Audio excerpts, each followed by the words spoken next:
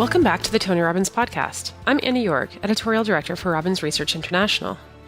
In this final part of the conversation between Tony and investing legend Ray Dalio, the tables are turned.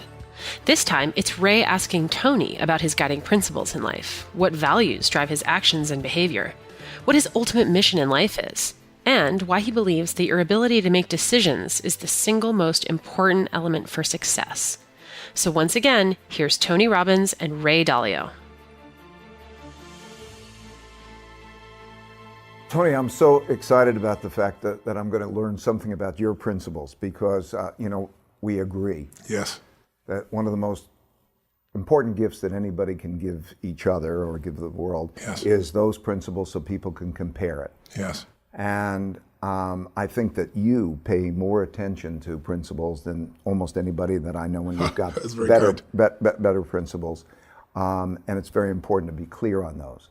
But before we get to the principles, the values that are behind the principles are the most important thing. I agree with you. So I'm curious, today, what are you going after? What do you value most? Why are you doing this? Well, I've always been driven by love. I love people, I love life, but impact is what I'm after, is how can I have more impact? I've been obsessed with it my entire life. How can I think it came out of the fact, Ray, that I grew up in a pretty tough environment. I had a mom that absolutely loved me. I'm the oldest of three, but she was crazy. She, used alcohol to an extreme, and she used prescription drugs. And in those states, she was very abusive. She smashed my head against the wall till I bled. I never talked about this till one day I was actually with a group of young kids who were all abused, and I tried to tell them, you're not defined by your past. Your biography is not your destiny. And I could see in this tall white guy who's doing well financially that they couldn't relate. So I told him the whole story. My mom pouring liquid soap down my throat until I threw up because she thought I was lying when I wasn't. And when the person you love most is trying to hurt you, and yet they love you too, it's quite a twist in your head. And so the suffering made me I hate suffering. I want to light everybody up I possibly can. It's never gone away. But it also made me a practical psychologist. I didn't have time to analyze her entire past. I had to figure out what her triggers were. I had to figure out what her needs were. I had to figure out how to manage her so my brother and sister didn't get hurt. And so if my mom had been the mother I wanted, I wouldn't be the man I'm proud to be. I developed those skills really early on, primarily to figure out how to manage her, and then gradually I could help other people because I had to manage so many challenging things early on. I learned from you that the thing that one goes after in life is say it in your words, it's the reflection of, what was it, the thing that you didn't have? Well, oftentimes, often what you're driven by is what was missing, right? What you hunger for is what was missing. If I have deep appreciation of all the options and freedoms I have in this life today because I didn't have those growing up. And so I never take it for granted. If everything's given to you, obviously, you don't hunger for that, you hunger for something else. So I think early on, I really just wanted safety and security for those I loved. I grew up in a very poor environment financially, and I thought my mom was married to 4 different men, and she always talked about how they couldn't support her family. We had no money for food. I mean, the reason I'm going to feed 1 billion people, I've fed 300 million in the last 3 years alone, is because somebody fed my family when I was 11 years old. So I know what that feels like. I know that gave me hope. I know it wasn't the food, it was the fact that strangers care. And so I swore I was going to do that for others. So I was 11 when this happened. So when I was 17, I fed 2 families, then 4, then got to 1 million people, and now it's 100 million people a year. So people have problems, we all do, subconsciously knowing what makes us tick because it's below our conscious mind, awareness, right? Yes. What is the universal principle that you might give along those lines? Is it that thing that you're missing at your childhood? What is it that is mostly a good cue, a good key to what might be the thing that is on each of our subconscious? Well, give us one. I know none of them are going to be perfect.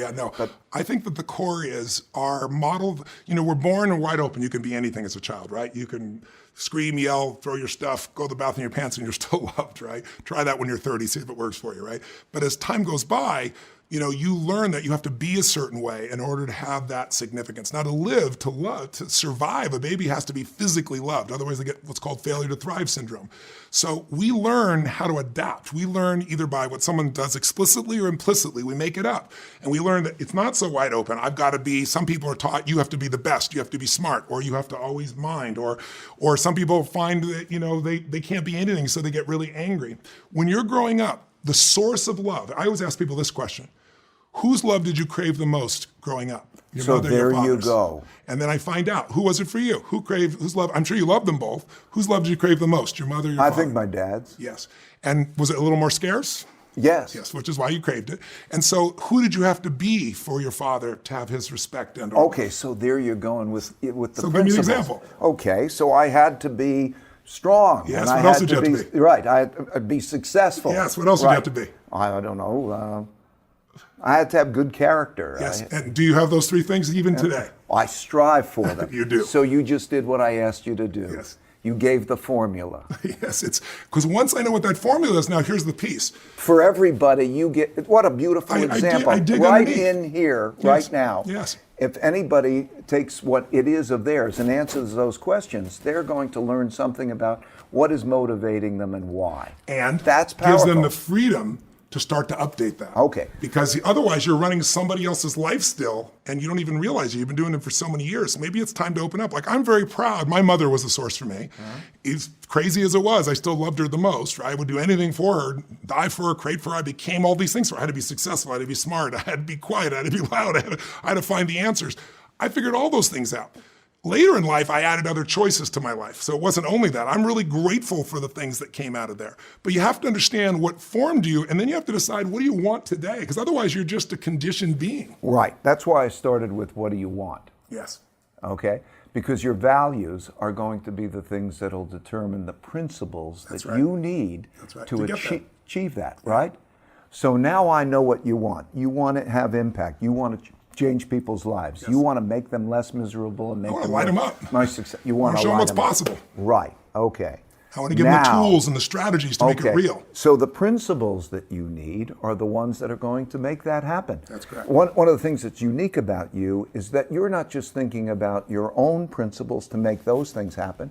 You have had so much contact with different people who have all different kinds of lives and are going after all different things. Yes. And you are thinking, what are the principles that they should have, regardless of necessarily what they're going after? I'm also trying to acquire the best principles from those who figured it out, because there's two ways to learn: by your own experience, which you and I both know is quite painful and can be very slow, or you can learn by other people's experience and compress decades into days. So, when I wrote Money Master the Game, that's how you and I first met. I know you'd listened to my stuff before, but I knew who you were. I'd never met you. It was because I wanted to get your principles, and you were so kind. You didn't just give me the principles; you gave me the strategies you built out of those principles. So we're talking about you now, Okay, man. go for it. Okay. So now tell me, what are your principles that you think are most valuable?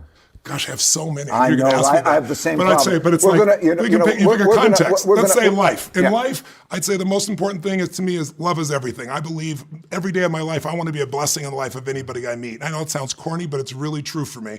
And what that means to me is, how can I help? It's like, I believe principles need habits, or they need rituals, or they need systems, or you use algorithms, in order to make sure those principles are applied. Otherwise, they're just lofty belief systems that you throw up on the wall. I want to measure it. I want to see what's really there. And so for me, I'm always saying, how can I? Pardon me? I don't mean to interrupt Yeah. you. I'm going to note the measurement. You got to the measure habit. against your outcome. Right. Otherwise, you teach the same thing. Right. We both operate the same way. But what I'm looking at is like, the question I ask is, how can I help? And it gives me such joy to help. And it's like, I know what fulfills me. I always tell people, one of my most important principles is, how do you create an extraordinary life? Which to me is life on your terms. It's not my terms. For my life, it's my terms. Like, what do you really want? And then what does it take? And I think it takes two principles, two skills to master. One is the science of achievement. How do you take what you envision and make it real? And there's a whole series of principles in that area, right? Fundamentally, the first one is just obsessive focus. I mean, if you put your focus where focus goes, energy flows. If you become obsessed, if you have enough desire and hunger, it's amazing what your brain can do. But then you also need to take massive effing action. Sometimes thinking is enough. You can just attract things. But not only a massive action, but effective execution. And so how do you get there? Well, you try anything and change your approach, or you can model those that have already done it and learn quicker and save yourself time. And then I think the third principle of that is grace, which is, some people call it luck, some people call it God. I think recognizing there's more than you and acknowledging that. I don't know, I'm not here to lecture anybody about their spiritual side of their life, but the more grace we acknowledge, I think the more we find, the more we experience. Then there's the master skill of the art of fulfillment. And I call it art because it's a science to making money. You know that. There are principles and you follow them. Fulfillment's different. what fulfills Ray Dalio, what fulfills even Barbara, your wife, what fulfills your children, what fulfills your friends, could be different in many different ways.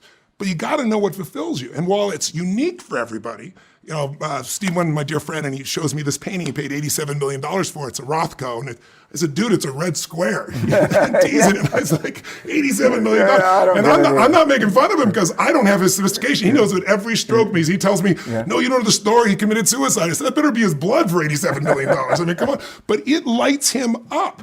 Everybody's lit up by something different. But ultimately, you got to grow or you're not going to be happy. I always tell people the one key to happiness is progress. Progress equals happiness. If you don't grow, you're not happy. It doesn't matter how much you earn, how many people love you, how many beautiful kids you are. And then we grow so you have something to give. The reason you wrote this book, the reason what you're doing at this stage of your life right now, same as me, is you've figured out there's only so much joy you can have within yourself, and how much love or joy or money or children, whatever it is. When most of us, we'll all be selfish in moments. But if the beauty of human beings is when they have a great experience, the first thing they'll do is share with somebody they love. And that, to me, makes me proud to be human. And so getting people to grow and getting people to contribute so they feel fulfilled, not just achieve. I mean, I tell people what's much more rare than a billionaire, and they're very rare, as you well know. There's 5 new ones, that show up here, about every month now. The bottom line is somebody who's happy every damn day when it doesn't go their way, somebody who's fulfilled, somebody who finds a way to serve. And so those are principles for me. But I've learned principles from my original teacher, Jim Rohn. For things to get better, I got to get better. For things to change, I got to change. That focus, as simplistic it is, on 100% responsibility. But my whole life is principles. It's finding people the best, finding their principles, and using that as a shortcut to help people to get where they really want to go. That's really what my focus is. I was trying to count the number of principles that you just gave me. I was at something like 22, 23 in there, right? And and I'm clicking them off. And I got them in business and everything. Add more value. My most important principle I got to tell you is add more value. If there's anything I try to teach people in life and in business both, if you can do more for others than anybody else is doing, you will never have to worry about your own life. You'll have a meaningful life. Not every moment is happy in this life. But if you're happy all the time, your face hurts, right? We need meaning. We need a sense of purpose. We need that life is larger than ourselves, that we're serving something. And I think if your focus is obsessive about how do I do more for others than anybody else in business and in life, you'll never have to worry about a damn thing. There are so many things in those principles that I also was clicking off of, the things that are my principles and that I think are also very successful, a lot of successful people's principles. Yes. And like I have a saying, dreams plus embracing reality plus determination equals a successful life. Yes. This is just like you're saying, essentially that determination, and you will figure it out. That's right. And when you just did a soliloquy that nailed, 25, principles, and we've got to go back. I'd like you to tell me what you were going to tell me before. Can you explain about decision making? About decision making. Yeah.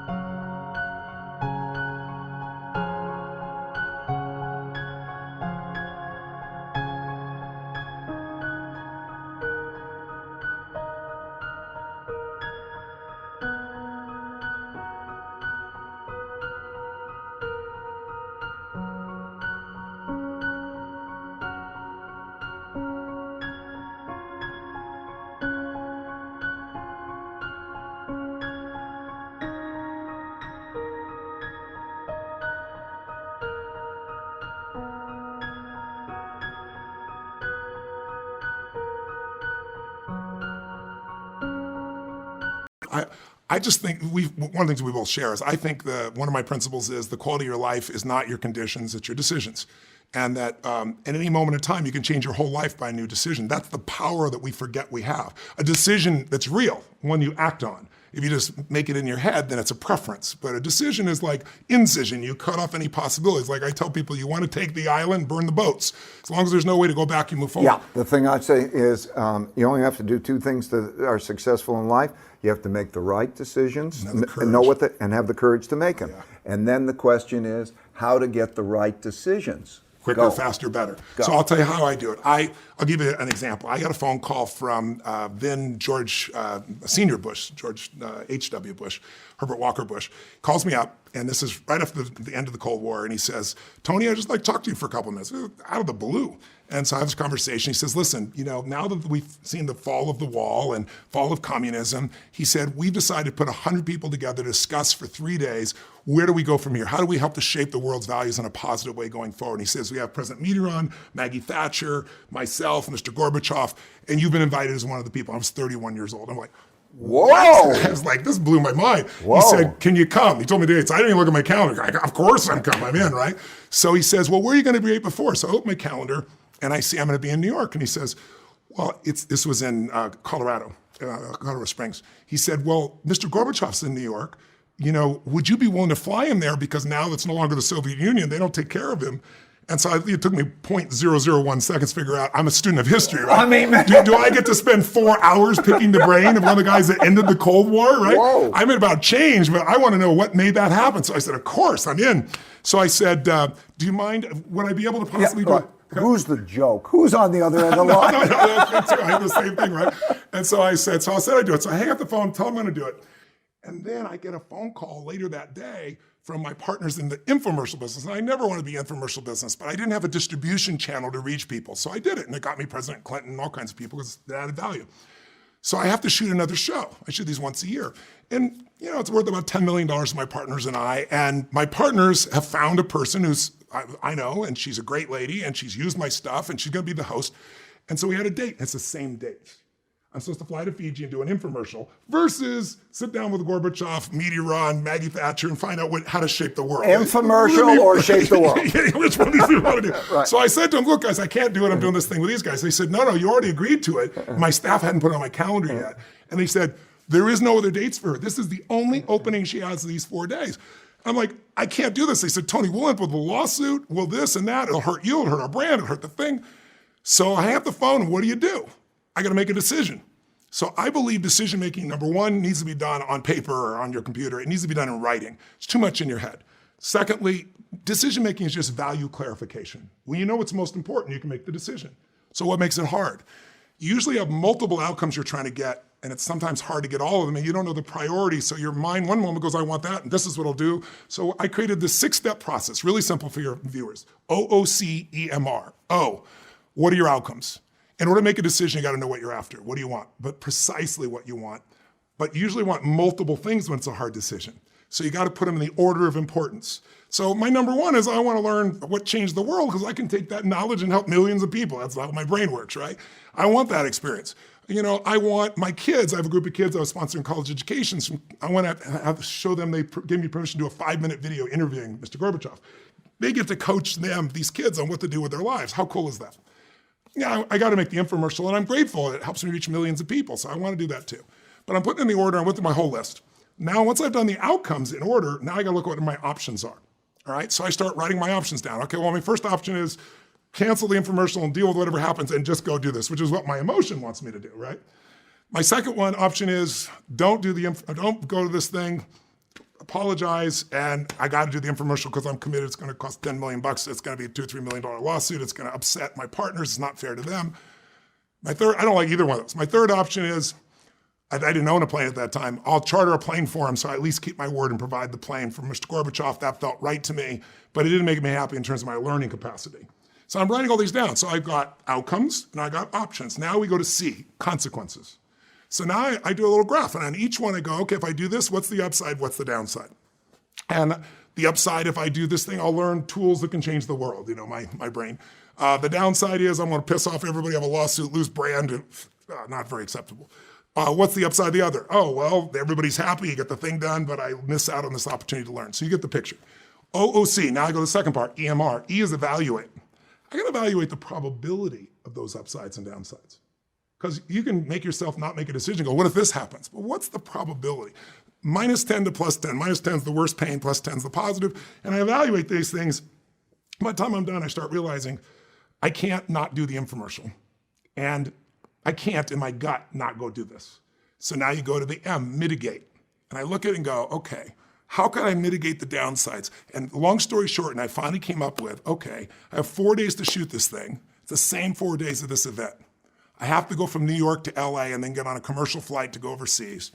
So I have to go to LA anyway. So what if I pick up Gorbachev and I take him to the dinner and I spend 4 hours finding out how he ended the Cold War and his perspective at least. And then I have dinner and then I get on the plane and I go on and I'll still have met everybody. I'll still have gotten the history of it and I'll get on the plane. Well, then I find out there is no plane if I do it that way that'll get me to Fiji. So I dig around further, so there's gotta be a way. Well, what other country can I get to? So I find I can get to New Zealand and then I get another one of it. So long story short, I figured out, and when it's all done, I said, listen, I can do this in 2 days. Have this host be there. She'll have a beautiful time for those first 2 days. I'll fly to New Zealand after I do all this. I'll jump through that 90 minutes. I'll take my gear. I'll run like a crazy man for 30 minutes. I'll shower and get dressed. I'll get on there. I'll land in a seaplane at my island. I'll walk up. They'll already have filming ready. I'll sit down and film the thing and I'll get it done in 2 days. And I did all the above. I got everything done. The last part is you resolve. I resolved what to do. I resolved that's what I'm gonna do. So now I got this great plan. So it all looks really great. I get to go meet Gorbachev. I didn't own a jet at those days. I used to charter like little Lear jets, right? I need his whole team. I need a Gulfstream. It was a pretty big investment, 40 grand for this thing. But I say to them, can I film like this 5 or 10 minute interview with him? Yes. 20 cars pull up. Gorbachev gets off. He's making some noise, don't understand what he's doing, and he waves away from the cameras and walks straight up on the plane without even talking to me. And I look at the guy who was coordinating, I said, we're gonna do this interview. He goes, no, he's got a headache, he can't do this right now. And he can't talk.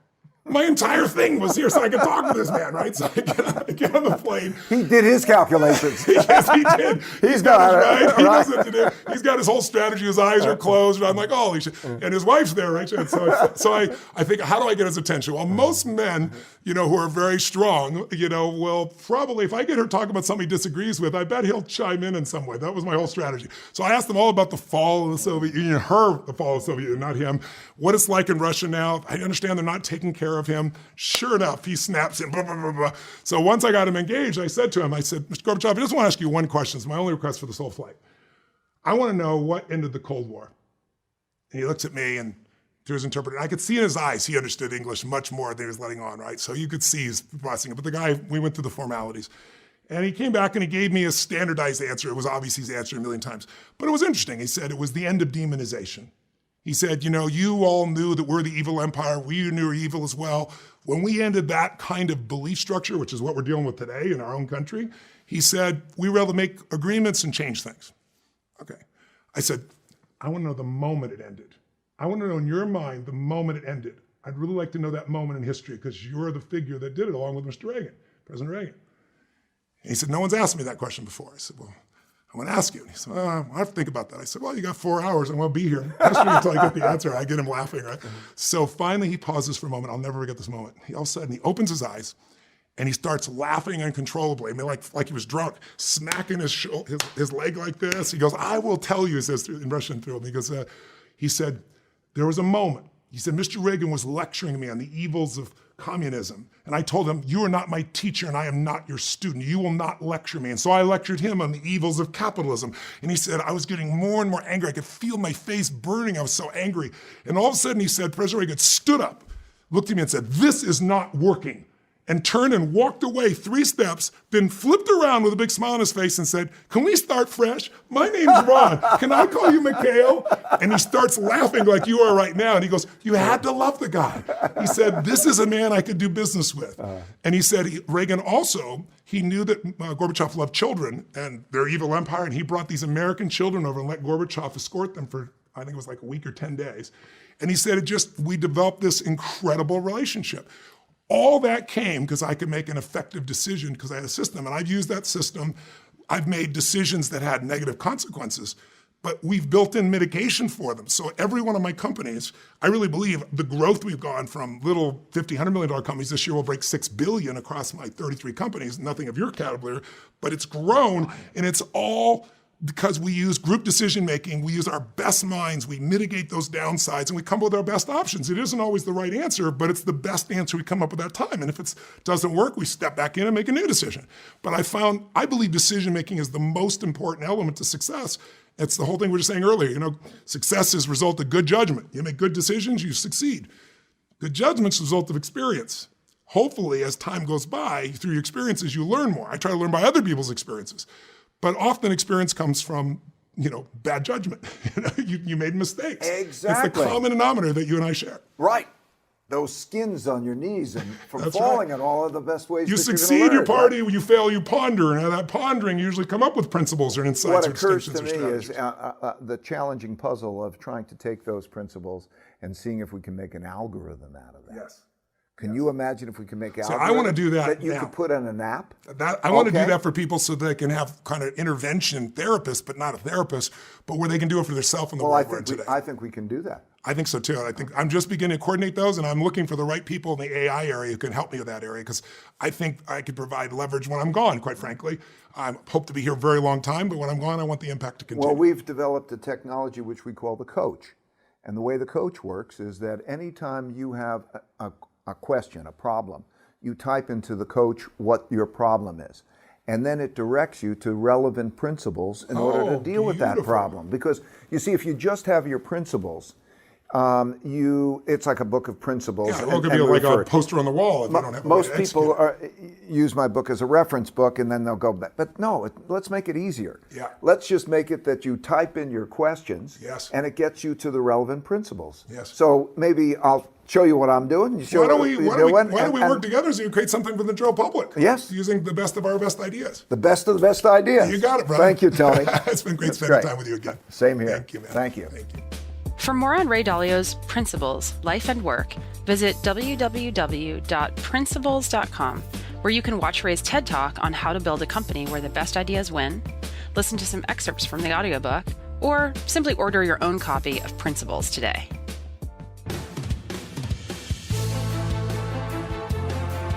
The Tony Robbins podcast is directed and hosted by Tony Robbins and Mary Buckheit. Annie Org is our editorial director and occasional host. The podcast is produced by Carrie Song and Tyler Culbertson. Jamie Carvajal and Adriel De La Torre are our digital editors. Special thanks to Diane Adcock for her creative review. Copyright Robbins Research International.